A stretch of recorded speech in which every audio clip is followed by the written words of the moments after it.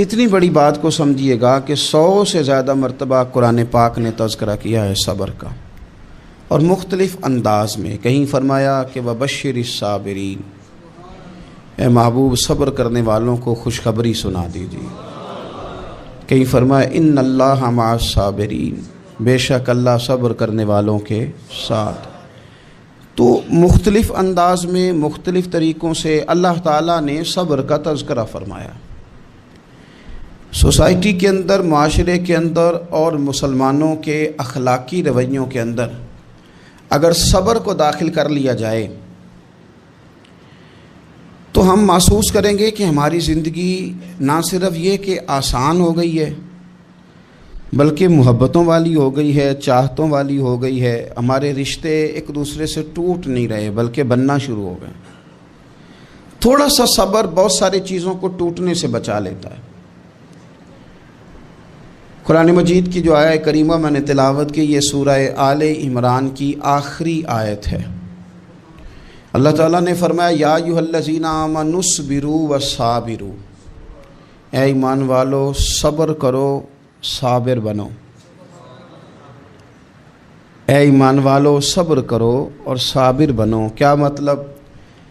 پہلے صبر کا مطلب یہ ہے کہ اگر تمہیں کوئی ذاتی تکلیف پہنچے تو اس پر صبر کرو. وصابروا، اس کا معنی یہ ہے کہ اگر دشمن کے مقابلے میں کسی اور کی طرف سے کوئی تکلیف آئے تو اس پر بھی صبر کرو. پھر فرمایا ورابطوا، اور ہمیشہ کمر بستہ رہو، اسلامی سرحدوں کے پہرے دار رہو. واتقوا اللہ، اللہ سے ڈرتے رہو. لعلکم تفلحون، اس امید پر کہ اللہ تمہیں کامیابی عطا فرما دے، تم فلاح پا جاؤ.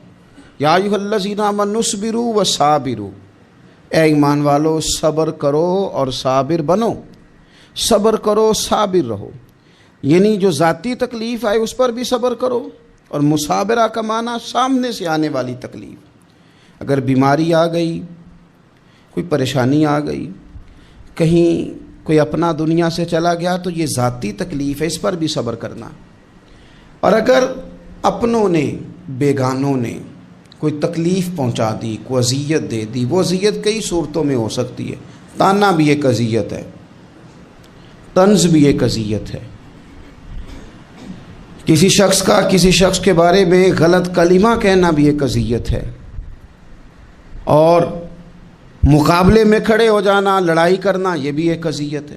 اس پر بھی صبر کرو. ورابطوا، اور اس طرح کرو کہ کمر بستہ رہو، جد و جہد کرتے رہو. واتقوا اللہ، اللہ سے ڈرو. لعلکم تفلحون، تاکہ تم کامیاب ہو جاؤ. صبر جب آپ کرتے ہیں نا اور صبر کا ارادہ کرتے ہیں تو اللہ تعالیٰ صبر کی توفیق بھی عطا فرماتا ہے. ہم نے یہ دیکھا ہے کہ ہمارے پاس نعمتوں کی کمی نہیں، ہمارے فریزر خوراک سے بھرے ہوئے ہیں. ہمارے دسترخوانوں پہ انواع و اقسام کی چیزیں چنی ہوئی ہیں. ہماری الماریوں میں کئی ہمارے لباس تیار شدہ لٹکے ہوئے ہیں. ہماری جیبوں میں ہماری ضرورت کا سرمایہ اللہ نے ہمیں دے دیا ہے. لیکن اس کے باوجود جو لوگ ایک دوسرے سے پیار نہیں کر پا رہے، جو ایک دوسرے کے قریب نہیں جا پا رہے، تو اس کی وجہ یہ ہے کہ صبر نہیں رہا، حوصلہ نہیں رہا. کسی چیز کو برداشت کرنا ہمارے مزاج کا حصہ ہی نہیں رہا. اور پھر چونکہ امت مسلمہ نے انقلاب برپا کرنا تھا، دنیا کو پیغام حق دینا تھا، اگر ان کے اندر حوصلہ ہی نہیں ہوگا، اگر انہیں صبر ہی نہیں کرنا آئے گا، استقامت ہی نہیں ہوگی، کہیں رکنا ہی نہیں آئے گا، تو یہ میدانوں کو سر کیسے کریں گے؟ کامیابیاں کیسے ان کا مقدر بنیں گی؟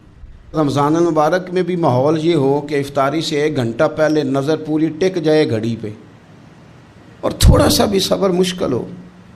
اور رمضان المبارک میں سحری کے وقت میں اگر دہی والی دکان پہ بھی جھگڑا ہی ہو رہا ہو، اور شام کو سامان خریدنے میں بھی اگر بحث ہی ہو رہی ہو، تکرار ہو، جھگڑا ہو، تو پھر سیکھا کیا؟ پھر وہ جو ہمیں تربیت دی جا رہی تھی کہ ہم نے صبر کرنا ہے، تو پھر ہم نے اس میں حاصل کیا کیا؟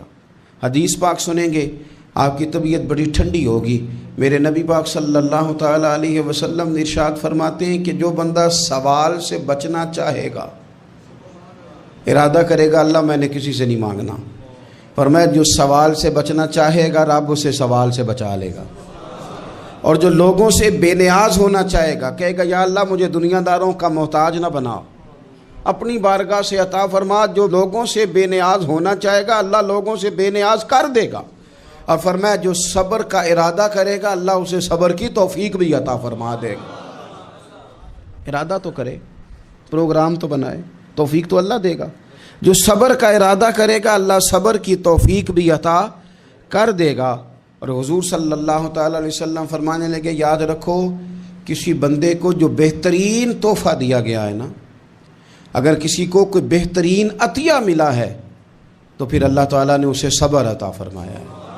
یہ بہترین تحفہ ہے، اس سے زندگی سنور جاتی ہے، اس سے انسان باوقار اور مطمئن ہو جاتا ہے، اس سے اس کے شب و روز آسانی سے بیتتے ہیں، وہ دنیا کی پک ڈنڈیوں سے آسانی سے گزر کے اللہ کی بارگاہ عالی مرتبت میں سرخرو ہو کر حاضر ہو جاتا ہے۔ لیکن اگر بے حوصلہ ہو، صبر نہ ہو، پھر نقصان روز بروز بڑھتا ہے۔ اور پھر میرے رسول پاک صلی اللہ تعالیٰ علیہ وسلم ارشاد فرماتے ہیں کہ اصل بات یہ ہے کہ اللہ تعالیٰ نہ کسی بندے کا درجہ بلند کرنے کا ارادہ فرماتا ہے، لیکن اس کے اعمال اس طرح کے نہیں ہوتے کہ اس کا درجہ بلند کیا جائے۔ اب رب کیا کرتا ہے، اللہ تعالیٰ اس کو مال کی، جان کی، اولاد کی کسی مشکل میں ڈال دیتا ہے، اس مصیبت پر وہ بندہ صبر کرتا ہے تو اللہ تعالیٰ اس کا درجہ بلند فرما دیتا ہے۔ اعمال اس قابل نہیں تھے کہ درجات بلند ہوں، وہ اعمال کی بنیاد پر نہیں کر سکتا تھا تو اللہ نے کسی مشکل میں ڈال کے نہ اپنے فضل سے درجہ بلند کر دیا۔ اب جو راہ طریقت کا مسافر تھا، جو سلوک کی منازل طے کر رہا تھا، جو اللہ رسول کے قریب جانے چاہ رہا تھا، اس کے لیے کتنی آسانی ہو گئی کہ مجاہدہ تو زیادہ نہ کر سکا، کثرت سے نفلی صوم و صلات کا بندوبست تو نہ کر سکا، تھوڑا سا صبر کیا، رب نے اپنا اور اپنے محبوب کا قرب عطا فرما دیا۔ تو یہ تو آپ صبر کرنے کے لیے جب نکلے ہیں تو آپ نے تو رب رسول کو پا لیا۔ یہ صبر تو وہ والا سفر ہے جس کی جو منزل ہے وہ اللہ رسول کا قرب ہے۔ ہم لوگ تھوڑی تھوڑی باتوں میں حوصلہ ہار جاتے ہیں، صبر چھوڑ جاتے ہیں، پریشانی بڑھ جاتی ہے، پتہ نہیں ایسے محسوس ہوتا ہے کہ جیسے یہی بندہ دنیا کا سب سے دکھی بندہ ہے۔ تو ایک تو یہ کہ ذاتی حیثیت سے صبر کرے، ایک یہ کہ پھر دشمن کا جب مقابلہ ہو، آمن نصبرو و صابرو، آپ کا جب مقابلہ سامنے کسی کے ساتھ ہو تو پھر تیر، تلواریں، اسلحہ، بندوقیں یہ نہیں زیادہ لڑتی، میدانوں میں حوصلے لڑتے ہیں، میدانوں میں صبر لڑتا ہے، میدانوں کے اندر توانائیاں لڑتی ہیں۔ میدان کربلا کے اندر کوئی مقابلہ نہیں تھا تیر کا تیر کے ساتھ، تلوار کا تلوار کے ساتھ کوئی مقابلہ نہیں تھا۔ میدان کربلا کے اندر ظلم کا صبر سے مقابلہ تھا، فتح کے ڈنکے یزید نے بجائے تھے، جشن ابن زیاد نے منایا تھا، لیکن قیامت تک اللہ نے جو فتح عطا فرمائی ہے تو وہ حسین ابن علی کے صبر کو عطا فرمائی، وہ سیدنا امام علی مقام کے صبر کو ملی۔ عزیز بھائی، صبر ہی ہمیشہ فاتح ہوتا ہے، صبر ہی جیتا کرتا ہے، صبر ہی کامیابیاں دیتا ہے، نتیجے صبر کے نکلتے ہیں، صبر کے حوصلے کے نتیجے ہوتے ہیں۔ ہماری جلد بازی ہمیں شکست خوردہ کر دے گی، ہمارا حوصلہ نہ ہونا ہمیں ہرا دے گا، ہم کمزور پڑ جائیں گے اگر ہم بے حوصلہ ہو جائیں گے۔ سنو، میرے نبی پاک علیہ السلام نے تربیت کی، حضور اپنی امت کو درس دیتے ہیں، حضور فرماتے ہیں پہلے تو کوشش ہی نہ کرو کہ تمہاری دشمن سے لڑائی ہو، اس چکر میں ہی نہ پڑو کہ لڑائی ہو۔ مسلمان امن والے ہیں، یہ پرامن لوگ ہیں، یہ امن پسند ہیں، یہ داعی امن ہیں، یہ معاشرے میں مومن ہونا امن کی علامت ہے۔ فرمایا پہلے تو یہ پروگرام ہی نہ بناؤ کہ تمہاری لڑائی ہو، اور فرمایا پھر اگر ہو جائے نا تو پھر صبر کے ساتھ مقابلہ کرو، پھر ڈٹ کے مقابلہ کرو، اور پھر یاد رکھو کہ یہ جو جنت ہے یہ تلواروں کے سائے میں ہے، جنت تلواروں کے سائے میں تمہیں ملے گی۔ پھر ڈٹنا سیکھو۔ پہلے تو بات یہ کہ تم یہ ارادہ ہی نہ کرو لڑائی، اور اگر کبھی ہو جائے وہ لوگوں کو بتاؤ کہ ہیں ہم پرامن لوگ، پر دین کے لیے کھڑا ہونا ہو تو پھر ہم سے زیادہ کسی کو کھڑا بھی نہیں ہونا آتا، پھر ہم سے زیادہ کسی کے پاس طاقت بھی نہیں۔ حضرت مولا علی شیر خدا رضی اللہ تعالیٰ عنہ کے زمانے میں کفر کے ساتھ ایک جنگ ہو رہی تھی، تو کافروں نے نا جاسوس بھیجے کہ یار پتہ تو کرو مسلمانوں کی تیاری کس طرح کی ہے۔ تو جاسوس واپس جا کے کہنے لگا سمجھ کوئی نہیں آئی ان کی، وہ تو راہب قسم کے لوگ ہیں، صوفی قسم کے لوگ ہیں، وہ تو کٹے ہوئے ہیں دنیا سے، مسلوں پہ بیٹھ جاتے ہیں، رات کو تو لگتا ہے دنیا سے تعلق ہی کوئی نہیں، لیکن سویرے اٹھ کے میدان میں تلوار لے کے نکلتے ہیں تو لگتا ہے ان سے بڑا مجاہد ہی کوئی نہیں۔ یہ عجیب لوگ ہیں کہ رات کو مسلح پہ بیٹھے ہیں تو لگتا ہے کٹ گئے دنیا، یہ صوفی لوگ ہیں، درویش ہیں۔ یہی مسلمان کی شان ہے، ہو ہلکا یاراں تو برے شم کی طرح نرم، رزم حق و باطل ہو تو فولاد ہے مومن، ادھر آ ستمگر ہنر آزمائیں تو تیر آزما، ہم جگر آزمائیں، ہم تجھے اپنا حوصلہ بتاتے ہیں کتنا، دیکھ ہمارے حوصلے سے ٹکرا کے دیکھ یہ کتنا طاقتور اور مضبوط ہے۔ تو عزیز بھائی، اگر زندگی میں آپ کو صبر کرنا آ گیا، میں بڑے دنوں سے یہ عنوانات بیان کر رہا ہوں، اور آج تو خصوصی طور پر رمضان شریف کے اس جمعے میں میں اپیل کرنا چاہتا ہوں آپ سے کہ کمزور باتیں کرنی چھوڑ دیں، مایوسی کے جملے اپنی زندگی سے نکال دیں۔ ہم مسلمان ہیں، آپ بیمار ہو گئے ہیں تو یہ بھی خدا کا فضل ہے، گناہ معاف ہوں گے۔ اگر اللہ تعالیٰ نے فقیر بنا دیا، غریبی آ گئی ہے تو یہ بھی فضل ہے، امیروں سے پہلے جنت میں جائیں گے۔ اگر اللہ تبارک و تعالیٰ نے کسی جگہ آپ کو مکان نہیں دیا اور دوسرے کو دے دیا ہے تو آپ وہ لوگ ہیں جو عظیم سنت ادا کر رہے ہیں سیدنا بلال حبشی کی۔ اگر کسی جگہ کوئی کمزوری آ گئی ہے، کوئی پیچھے رہ گئے ہیں تو یہ خدا کا فضل ہے۔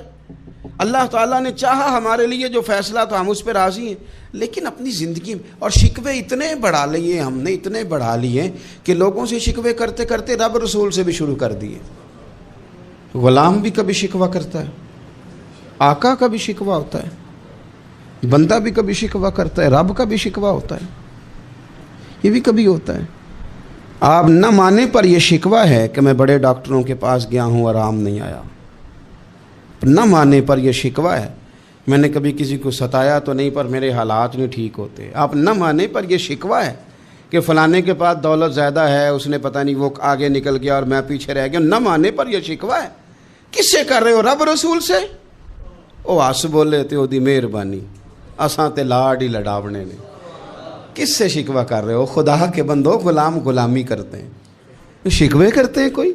حضرت ام سلمہ رضی اللہ تعالیٰ عنہ، شوہر کا نام ہے ابو سلمہ، بیٹے کا نام ہے سلمہ، کہتی ہیں میں، میرا شوہر، میرا بیٹا، تینوں، چھوٹا بیٹا میرا، ہم نکلے مکہ مکرمہ سے مدینہ طیبہ جانے کے لیے۔ ایک کی بیٹا ہے، خاندان جمع ہے، شوہر کی گود میں بیٹا، اونٹ کے پیچھے میں۔ فرماتی ہیں مدینے کی سرحد آ گئی تو میرے میکے والے آ گئے، کہنے لگے ابو سلمہ نہیں لے جانے دیں گے مدینے اپنی بیٹی کو۔ میں نے کہا میں مسلمان ہوں، میں تو اپنے شوہر کے ساتھ مدینے جاؤں گی۔ انہوں نے کہا نہیں جا سکتے، تو نے جانا ہے تو جا، ہماری بیٹی نہیں جائے گی۔ زبردستی مجھ سے انہوں نے مجھے میرے شوہر سے الگ کیا۔ کہتی ہیں پھر میرے شوہر کے قبیلے والے آ گئے، وہ کہنے لگے اگر تم اپنی بیٹی کو نہیں نہ جانے دیتے تو یہ جو ہمارا پوتا ہے یہ ہماری نسل ہے، تمہارا نہیں، اسے ہم نہیں جانے دیں گے۔ وہ بچہ اپنی طرف کھینچتے تھے، میں اپنی طرف کھینچتی تھی، مدینے کی سرحد پہ۔ یہ جھگڑا زمین کے لیے نہیں ہو رہا، مکان کے لیے نہیں ہو رہا، حضور کے مدینے جانے کے لیے ہو رہا، حضور کے مدینے جانے کے لیے ہو رہا، مدینے جانے کے لیے ہو رہا۔ لنگ کئی مہینے تے برس گئے تے تیری دید نو دیدے ہی ترس گئے۔ انہوں نے بچہ کھینچا، میں نے اپنی طرف کھینچا، میرے بچے کا بازو اتر گیا۔ فرماتی ہیں میرے شوہر مدینے چلے گئے، بیٹا میرا میرے سسرال والے لے گئے، مجھے میکے والے لے گئے۔ آج بھی کچھ سیانے بندے کہتے ہیں اس کو نکال دو اور بچے چھین لو۔ ان کا بھی خیال تھا کہ بیٹا لے جائیں گے نا تو ابو سلمہ بھی مدینے سے واپس آ جائے گا، یہ بھی واپس آ جائے گی۔ او یار، اتنا بڑا بھی ظالم کوئی نہیں ہوگا جو ماں باپ سے بچے جدا کرے۔ فرماتی ہیں کہ وہ لے گئے چھین کے، میں میکے چلی گئی، لوگ روٹی کھاتے تھے، میرے حلق سے نہیں گزرتی تھی۔ زمانہ سویا کرتا تھا، میں سو نہیں پاتی تھی۔ بیٹا کہاں، شوہر کہاں، میں کہاں۔ ام سلمہ کتنی دیر تکلیف کاٹی؟ جناب ام سلمہ کہنے لگی لوگوں 1-2 دن نہیں، پورا سال بیت گیا، پورا سال، پر جے سونا ہی میرے دکھ وچ راضی، جے سونا ہی مارو مارو مینوں مار مکاؤ، میں کوئی عذر نہ پیش لے آواں، او جے سونا ہی میرے دکھ وچ راضی، پھر سکھ نو چلے ڈاواں۔ فرمایا سال بیت گیا، لوگ صبح اٹھ کے کام کاج پہ لگ جاتے، کپڑے بدلتے، ڈیوٹیاں کرتے، اور میں سویرے اٹھ کے اس جگہ آ جاتی جہاں میرا شوہر اور میرا بیٹا بچھڑا تھا۔ میں سارا دن روتی، آہوزاری کرتی، حضور کے مدینے کی طرف منہ کر کے میں تڑپتی۔ سال بیت گیا، سال، ایک ہفتہ نہیں نکلتا بچوں کے بغیر۔ بڑے بڑے سیانے لوگ پردیس جاتے ہیں تو بچوں کی فوٹو دیکھ دیکھ کے روتے ہیں، لیکن کہتی ہے ماں تھی، بیٹا بچھڑا اور پھر بیٹا بیمار ہو اور ماں سے جدا ہو، کتنی تکلیف کا منظر ہے۔ آپ فرماتی ہیں کہ 1 سال بیت گیا اور میں نے کسی کی منت نہیں کی، میں نے کوئی شکوہ نہیں کیا، اس لیے کہ جس حال میں رب و رسول رکھیں، یہ حوصلہ، یہ صبر، یہ توانائی۔ 1 سال کے بعد میرے چچا کا بیٹا میرے پاس سے گزرا، تڑپتے دیکھ کر کہنے لگا میری بہن تو سارا دن روتی رہتی ہے۔ تو میں نے کہا بھائی تمہیں کیا بتاؤں، اس کا شوہر چلا جائے، بیٹا جدا ہو جائے، وہ کیا کرے گی؟ فرماتے اس نے جا کے میرے باپ سے، اپنے والد سے، میرے خاندان والوں سے کہا اس کی سزا کب ختم ہوگی؟ اس غریبنی کا قصور یہ ہے کہ یہ مدینے والے کا کلمہ پڑھتی ہے، اس کی غلطی یہ ہے کہ یہ مسلمان ہو گئی ہے، دین حق قبول کر لیا ہے، کیوں نہیں تم خیال کرتے؟ کہتے ان کے دل نرم ہوئے، وہ رضامند ہوئے مجھے مدینے جانے پہ۔ پھر اس نے کوشش کی، میرے سسرال پیغام بھیجے، کب بس کرو، اور بچہ تو چڑیا کا جدا ہو جائے تو وہ تڑپا کرتی ہے، اور تم نے ایک جیتی جاگتی ماں کا بیٹا جدا کیا ہے۔ وہ بھی نرم ہوئے، رب نے اسباب بنائے، میرا بیٹا مجھے ملا۔ کہنے لگے تو رہ جا، میں نے کہا نہیں، تم مسلمان نہیں ہو، تمہیں پتہ نہیں نا، میں یہاں نہیں رہ سکتی، مجھے مدینہ ہی جانا ہے۔ اکیلی اتنا سفر، جنگلوں کا رستہ، پہاڑی رستہ طے کر لو گی؟ میں نے کہا میں کر لوں گی۔ جنوں ویکھ کے ٹھر دیاں اکھیاں نے تو جنوں ویکھ کے ٹھر دا سینہ ہے، ربا تیری ساری خدائی چ ایک کی تے شہر مدینہ ہے۔ کہتی میں اونٹ پہ بیٹھی، بیٹا میں نے گود میں بٹھا لیا، میں سفر کرنے لگی، پر دل میں کھٹکا تھا کہ اتنا لمبا سفر، بیٹا چھوٹا ہے، کیسے کروں گی؟ کہتے مجھے عثمان بن طلحہ مل گئے، کہنے لگے کہاں جا رہی ہو بہن؟ میں نے کہا مدینے۔ کہنے لگے اکیلے جاؤ گی؟ میں نے کہا جانا تو ہے نا، کوئی ساتھ چلے نہ چلے پر شہر رسول تو جانا ہے نا۔ آپ فرماتی ہیں میں نے عثمان بن طلحہ سے نیک بندہ کوئی نہیں دیکھا، میرے اونٹ کی لگام تھام لی۔ جب مجھے اونٹ پہ بٹھاتے تھے نا، اونٹ بٹھا کے چلے جاتے تھے، میں بیٹھ جاتی تھی تو آ کے لگام تھامتے تھے۔ جب کہیں مجھے اتارتے تھے تو اونٹ بٹھا کے چلے جاتے تھے، میں اتر جاتی تھی تو اونٹ کو باندھتے تھے۔ سونا ہوتا تھا تو اونٹ بٹھا دیتے، میں اتر جاتی، وہ دور جا کے لیٹ جاتے۔ فرماتی تھی پھر میرے لیے میرے رب نے اسباب پیدا کیے اور میں مدینہ پہنچی، میں شوہر سے ملی، اور لوگوں میرے نصیب دیکھو، میں رہنے کہاں لگی؟ حضور کے مدینے میں، شہر رسول میں، شہر رہ پائے نظر ہوش میں آ، یہ کوہ نبی ہے، میں حضور کے حرم کی زمین اور قدم رکھ کے چلنا۔ ارے سر کا موقع ہے او جانے والے، مدینے کے خطے خدا تجھ کو رکھے، غریبوں فقیروں کے ٹھہرانے والے۔ کہتی ہے میں وہاں بسنے لگی۔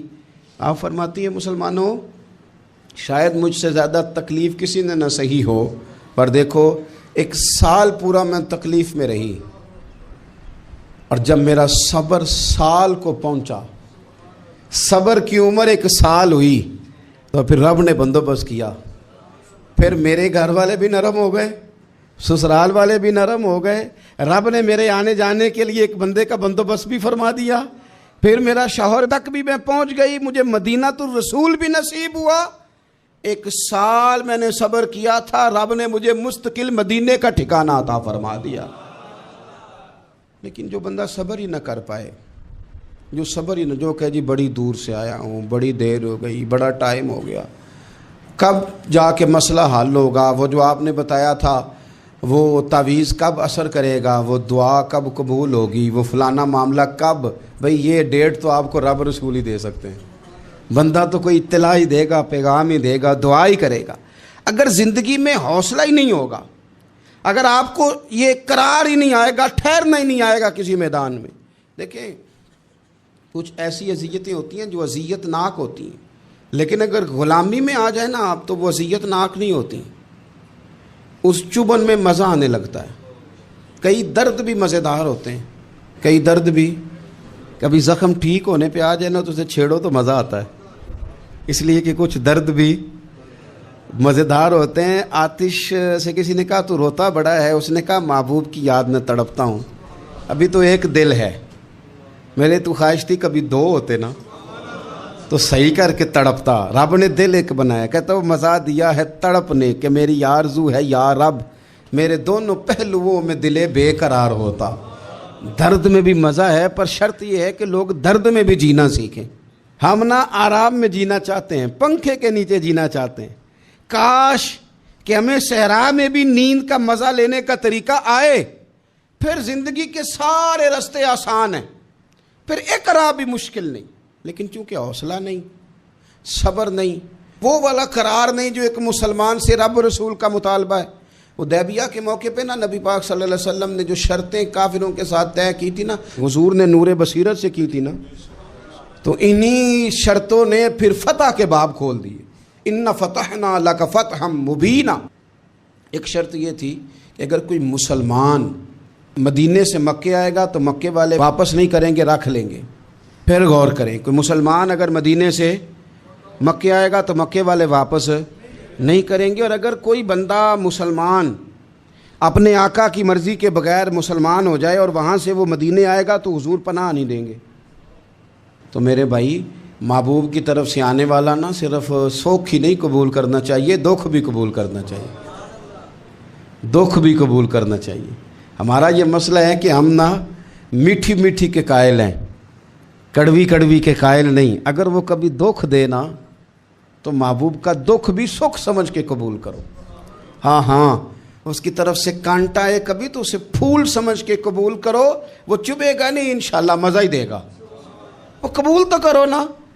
تو اب حضرت ابو بصیر رضی اللہ تعالیٰ عنہ ایک صحابی تھے، ایک تو حضرت ابو جندل رضی اللہ تعالیٰ عنہ تھے نا، تو وہ تو حدیبیہ میں آ گئے، حضور مجھے لے جائیں، تو نبی پاک نے فرمایا میں نے وعدہ کر لیا ہے، ان کو بھی حضور نے واپس بھیج دیا۔ اور یہ بیچارے نا اپنے آقا کی جیل توڑ کے مکے سے بھاگ کے مدینے آئے، یا رسول اللہ مجھے قبول کر لے، میں بھاگ آیا ہوں، وہ بڑا ظلم کرتے ہیں، مارتے ہیں، تکلیف دیتے ہیں۔ وہ آئے تو ادھر سے نا اس کے مالک نے ایک دو بندے بھی بھیج دیے رکا دے کے کہ یا رسول اللہ آپ کا تو وعدہ تھا کہ آپ بندہ رکھیں گے نہیں۔ یہ آئے اور رکا بھی آ گیا۔ اب ذرا منظر کو سمجھیں۔ ہمارا تو یہ مسئلہ ہے کہ کہتے ہیں کہ میری 99 باتیں مانی ہیں، ایک نہیں مانی، لہذا میرا تعلق ہی کوئی نہیں۔ لیکن یہاں کیا کیفیت ہے؟ بندہ رو رہا ہے، تڑپ رہا ہے، حضور میں مار سے بچتا ہوا آیا ہوں، جیل توڑ کے آیا ہوں، مجھے قبول کر لیں۔ ادھر رکا آ گیا کہ آپ کا وعدہ تھا رکھیں گے نہیں۔ اب یہ کتنا مشکل مسئلہ ہے، لیکن رسول پاک علیہ السلام نے فرمایا ابو بصیر میں نے وعدہ کیا یار تجھے واپس جانا پڑے گا۔ ہوئے ہوئے ہوئے، لوگ تو کہتے ہیں نا کہ وہ پیر صاحب نے کہا تھا تو میرا کام نہیں ہوا، لہذا میری بیعت ہی گئی، چھٹی ہو گئی، ماحول ہی بڑا عجیب ہے۔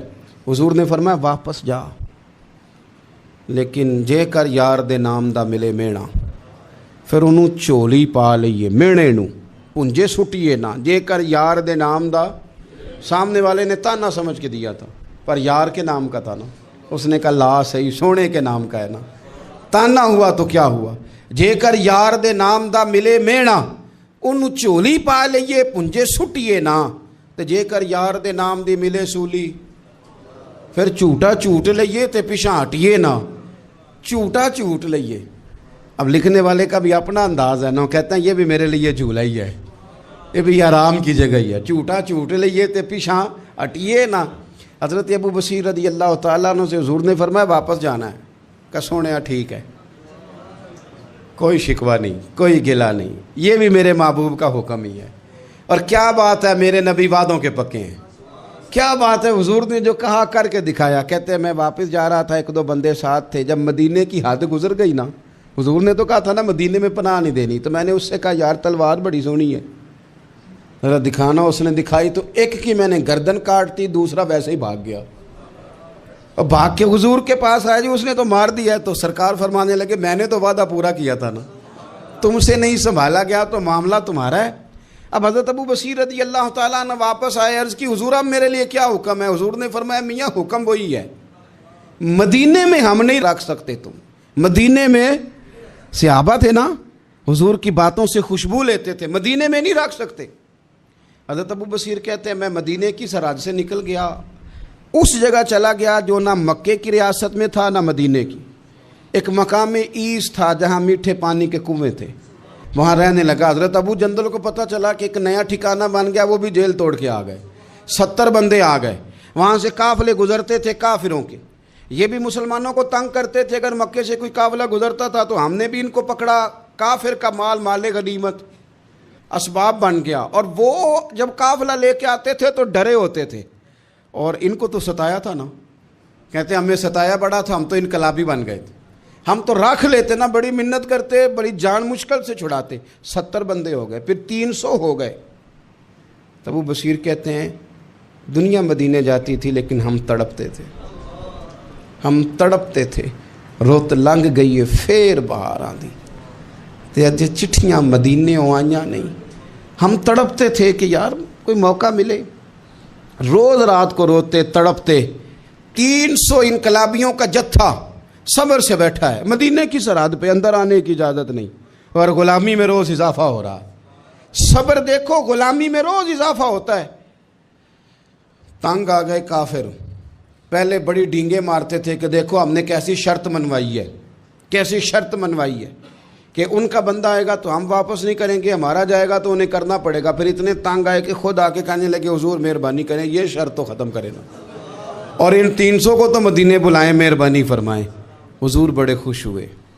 آج غلاموں کے نام پیغام لکھا، غلاموں کے نام پیغام لکھا. چٹھی لکھی حضور نے. چٹھی کس چیز کی لکھی؟ آ جاؤ یار مدینے آ جاؤ. چٹھی آئی مدینے آنے کے لیے. حضرت ابو بصیر کے نام چٹھی گئی، آ جا یار مدینے، آ جا تیرے نام پیغام سب لائی ہے سرکار نبی سے، اور آیا ہے بلاوا مجھے دربار نبی سے. پیغام آیا. حضرت ابو بصیر اتنے بیمار تھے کہ نزع کا عالم تھا، لیکن اس عالم میں بھی انتظار تھا. اس آخری ویلے اکھیاں میریاں رات تکنائے تیرا تے سجنا کچھ بھی نہیں جانا، یہ پا جاویں ایک پھیرا تے سر میرے تے آن کھلوویں تے پھر پردہ رہ جائی میرا. سوکھا نکلے صاحب ظہوری یہ ویخ لوے مکھ تیرا. حضرت ابو بصیر کو نا وہ رکا گیا. حضور کی چٹھی گئی تو یوں چٹھی پڑھی. حضور نے فرمایا آ جا نا، رستہ کھل گیا ہے، تو آ جا. کھل گیا رستہ. دعا فرماؤ مدینے کے رستے کھل جائیں. کرو نا یار دعا مدینے کے رستے کھل جائیں. کچھ ایسے ہیں جنہوں نے سارے دکھ سنانے ہی مدینے جا کے ہوتے. کچھ لوگ ایسے ہیں جن کے دل اور کلیجے پھٹنے کو آ گئے. دعا کرو رستے کھل جائیں. حضور نے فرمایا آ جا تیرا راہ کھل گیا. حضرت ابو جندل کہتے ہیں میں سرانے کھڑا تھا، حضرت ابو بصیر کے خط پڑھا، مسکرائے، اشارے سے کہنے لگے کہ دیکھ میرے نبی کا خط ہے، حضور کی چٹھی میرے نام آئی ہے پڑھنا. کہ میں نے بھی پڑھی. پہلے روئے، پھر کلمہ پڑھا، پھر میرا ہاتھ تھاما، روح ہی پرواز کر گئی. ہمیشہ کے لیے، ہمیشہ کے لیے. وہ ظاہری جسم کے ساتھ تو مدینے نہ پہنچے، پر قبر میں گئے تو مدینے والے کی زیارت نصیب ہو. قبر میں حضور کی زیارت نصیب ہو گئی. قبر میں حضرت ابو جندل کہتا ہے میں نے جنازہ پڑھا، اور اسی مقام پہ جہاں انہوں نے انتظار کیا تھا نا، وہ مقام میں انتظار ان کا مزار بنا. مزار کے ساتھ مسجد بنی. مسجد کا نام مسجد ابو بصیر رکھا گیا. انہوں نے اس انتظار میں جان دے دی، پر صبر کیا. شکوہ نہیں کیا. یارو اتنی شکایتیں، اتنی شکایتیں، اتنے شکوے. ایک بات میرا اور کرنے کو دل کر رہا ہے. ایک صحابی تھے حضرت عاصم بن ثابت رضی اللہ تعالیٰ عنہ. जंग उहद में ना हुजूर के हाथ पे मौत की बैत की, जंग उहद में बैत की, सोने तेरे नाम पे मरना, डट के लड़े। सलाफा बिन साद के 2 बेटे बदर में कत्ल किए इन्होंने। उसने कसम खाई कि माज़ अल्लाह मैं इनका सर मंगा के तो इनकी खोपड़ी में शराब पीऊँगी। सलाफा बिन साद ने ये कसम खाई कि मेरे 2 बेटे कत्ल किए हैं, मैं इनकी खोपड़ी में शराब पीऊँगी माज़ अल्लाह। एक कबीला गज़ील था, उन्होंने उहद के बाद हुजूर से कहा कुछ कारी हमें दे दें, हमने कुरान सीखना है। तो नबी पाक ने कुछ बंदे भेजे, तो आसिम बिन साबित को भी भेजा, लेकिन उन्होंने धोखा किया। वहाँ जाके इनको गिरफ़्तार कर लिया। जब गिरफ़्तार करके मक्के वालों के हाथ बेचने लगे तो हज़रत आसिम बिन साबित ने तलवार निकाल ली, फरमाने लगे मैं काफिर का कैदी हो के जीने से बेहतर है शहादत की मौत मर जाऊं। काफिरों का कैदी लड़े और फरमाने लगे मेरे कमान में तीर बाकी है, मैं लड़ूंगा और इतना लड़ूंगा कि तुम्हें पता चलेगा मुझे लड़ना आता है। और फरमाया मैं सब्र करूंगा और सब्र करके दिखाऊंगा, मैं डटूंगा और तुम्हें डट के। अकेला बंदा मैदान में डट गया, अकेला। जब तीर खत्म हो गए तो फिर नेज़ा निकाल लिया। ये बात आपको इसलिए समझा रहा हूं कि कुछ लोग कहते हैं जी मैं अकेला क्या करूं, तो ये आखिर में याद रखें कि सब्र आपने करना है चाहे अकेले भी रह जाएं, हौसला करना है चाहे अकेले भी रह जाएं। अकेले लड़े, तीर खत्म हो गए तो नेज़ा निकाल लिया, खूब लड़े। अब उसने कसम खाई थी कि मैंने इनकी खोपड़ी पे माज़ अल्लाह खोपड़ी मंगानी है, सर मंगाना है। और ये जो ले जा रहे थे धोखे के साथ, ये भी बेचने ले जा रहे थे। तो जब थक गए ना और चारों जानिब से जिस्म में तीर पे वस्त हो गए तो दुआ मांगी। अकेला बंदा और सब्र का मकाम, दुआ मांगी, कहा अल्लाह मैंने आखिरी दम तक तेरे दीन की हिफाजत की है, अब तू मेरे जिस्म की हिफाजत करना। इनके हथे ना चढ़ जाए मेरा जिस्म। हज़रत आसिम बिन साबित रज़ी अल्लाह तआला अन्हु शहीद हो गए। काफिर करीब गए जिस्म पकड़ने के लिए, गिरफ्तार करने के लिए, सर काटने के लिए, तो शहद की मक्खियाँ आ गई, पूरे जिस्म पे कब्ज़ा कर लिया। करीब जाते तो मक्खियाँ लड़ती, कहने लगे पीछे हट जाओ, शाम होगी ना तोड़ जाएंगी, फिर हम सर काट लेंगे। शाम तक चारों जाने बैठे रहे, ना कोई हवा आई, ना कोई बादल बरसा, ना कोई तूफ़ान आया। शाम को इन्होंने उठाना था, एक रेला आया पानी का और जनाब आसिम बिन साबित की लाश मुबारक को बहा के ले गया। मेरे रब ने उस मैदान में भी ये बतलाया कि जो सब्र करे ना, रब उसके जिस्म की भी हिफाजत फरमाया करता, कि जिस्मों तक की आखिरी दम तक अल्लाह की मदद उनके सामने हाल रहते। रब्बना अफ़रिग़ अलैना सब्रम व सब्बित अक़दामना फंसुरना अलल कौमिल काफ़िरीन। आखिर दावा या अनिल हम्दुलिल्लाहि रब्बिल आलमीन।